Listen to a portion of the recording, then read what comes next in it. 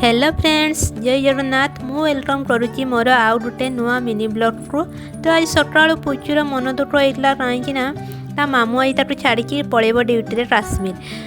ताकू छाड़ापी आम बालेश्वर स्टेशन को जाऊँ तो पुचू भी बुझे सुझे आम सहित नहीं पलि आसलु।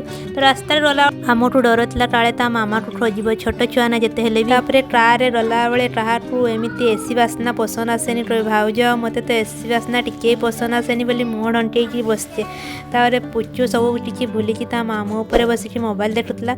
आम स्टेशन पहुँचीगले। भाई एत भारी जिनस बोहीकी नहीं पारुची मानते पड़ो कौन कर। आर्मी मान तो से ट्रेनिंग दिखाई है भारी भारी जिनस नापी।